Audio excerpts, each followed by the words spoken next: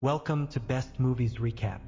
Today, we're diving into one of the most iconic action movie franchises of all time, John Wick.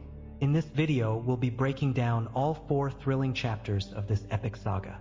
From a grieving man seeking vengeance to the legendary assassin we know today, John Wick has kept us on the edge of our seats with relentless action, jaw-dropping fight scenes, and unforgettable moments. So, whether you're a longtime fan or just getting into the series, this recap will bring you up to speed on everything you need to know before John Wick Chapter 5 hits the screen. Without any further delays, let's get started. The movie begins with John Wick crashing his vehicle into a wall. He emerges from the wreckage, bloodied and hurt, applying pressure to a wound on his abdomen. As he struggles, he watches a video of his deceased wife, Helen, enjoying a day at the beach before he collapses.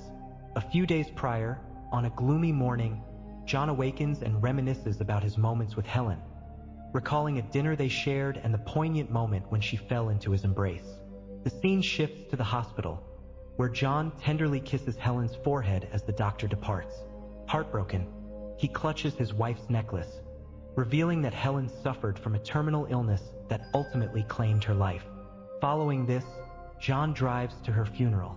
After the service, as the attendees disperse, he remains at the gravesite, the only one left standing.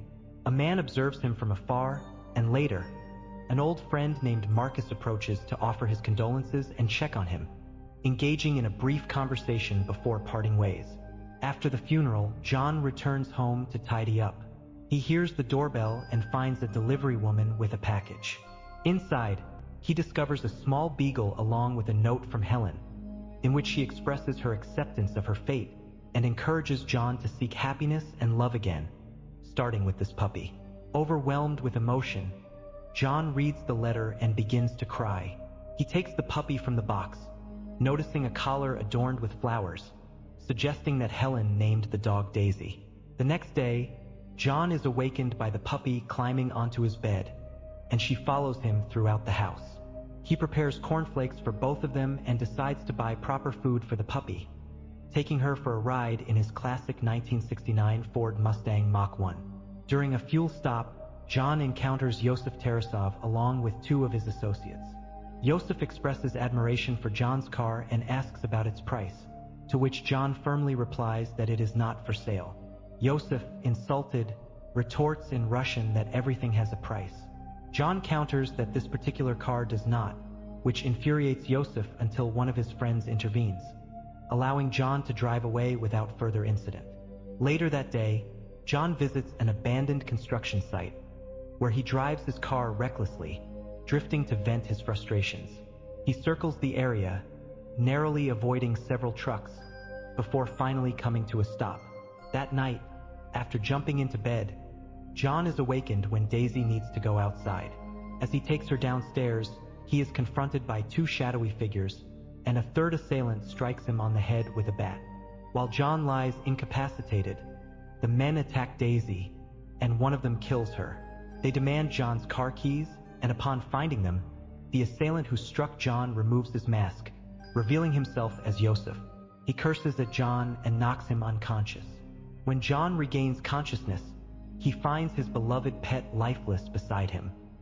He lays down next to her, then buries her and cleans up the chaos in his home, haunted by memories of his wife and the violent events of the previous night. Meanwhile, Yosef drives John's Mustang to Aurelio's shop, where he demands clean papers and a new license plate. Aurelio recognizes the car and questions Yosef about its origin. Yosef boasts about stealing it, prompting Aurelio to order him to leave the store immediately. In response, Yosef arrogantly claims ownership over Aurelio, who firmly asserts that he works with his father. As tensions rise, one of Yosef's henchmen pulls a gun, but another stops him from firing. Yosef then insults Aurelio and threatens to undermine his business. Later, John visits the shop to ask about the car. Aurelia informs him that the vehicle was there and that Yosef is Vigo's son. Subsequently, Vigo contacts Aurelia to question why his son was attacked. Aurelia responds that it was because Yosef stole John Wick's car and killed his dog. Vigo, appearing concerned, heads to his penthouse and instructs his henchmen to bring his son to him. Meanwhile, John enters his basement with a sledgehammer and begins to break open the floor, revealing a hidden cache of weapons and gold coins.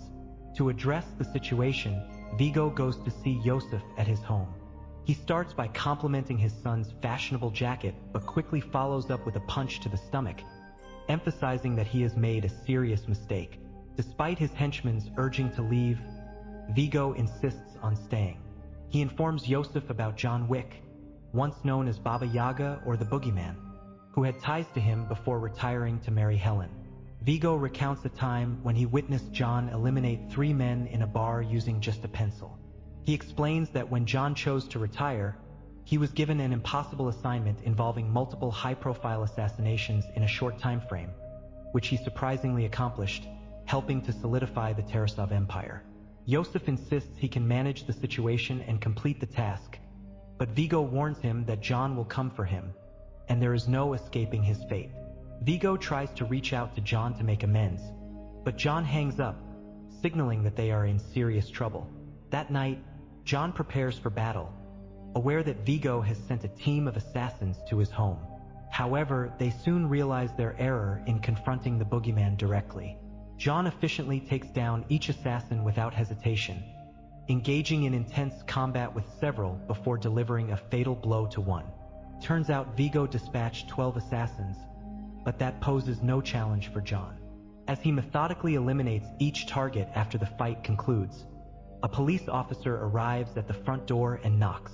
John recognizes the officer and inquires about a noise complaint. The officer confirms the complaint and asks if John has returned to the game, subtly referencing the lifeless body behind him. John replies that he is merely cleaning up, and the officer walks away to deal with the situation and remove the body. John then contacts an underworld cleanup crew, indicating that this will not be their last engagement with him. Meanwhile, Vigo approaches John's associate, Marcus, offering a tempting $2 million contract to assassinate John. He also instructs his assistant, Avi, to promote the job to other potential candidates, which Marcus eagerly accepts. John decides to head to the New York Continental Hotel, a venue that caters exclusively to the criminal underworld, where all Continental hotels strictly forbid any killings on their premises. Among familiar faces, John spots Perkins and Sharon, greets his friend, and books a room using the currency favored by assassins. We are then introduced to the hotel's manager, Winston, who informs John that Yosef can be found at a nightclub called Red Circle. John promptly heads to the club, where Yosef and his friends are reveling. He encounters an old acquaintance and suggests he take the day off, which the man graciously agrees to. Inside the club, Yosef is relaxing in the bathhouse when John appears on the lower level, eliminating one of Yosef's associates. Upon seeing John, Yosef panics and flees. John begins shooting at the remaining hitmen, successfully taking them out, but it appears that Yosef has managed to escape. Yosef contacts his associate Victor, only to be met with the taunting voice of Baba Yaga on the line. Meanwhile, John returns to the Continental Hotel, requesting a medic for his room. As the medic tends to his stomach injury, the doctor cautions him to take it easy to prevent tearing his sutures, a concept John struggles to grasp. Later that evening, Marcus makes his way to the rooftop of a nearby building, setting up his sniper rifle. He spots John asleep but also notices someone entering through the mirror, prompting him to fire a warning shot at John. Perkins then opens fire on him, but John narrowly evades her attacks. It becomes clear that Vigo has placed a bounty of $4 million on John's head for violating the Continental's rules. A confrontation ensues between John and Perkins, during which he manages to put her in a headlock, offering her mercy in exchange for valuable information. Perkins reveals that Vigo stores most of his wealth in a church basement and provides the location. After rendering her unconscious, John leaves her with Harry in exchange for a gold coin. Unbeknownst to Harry, Perkins has dislocated her thumb and manages to escape, ultimately overpowering him in a fight.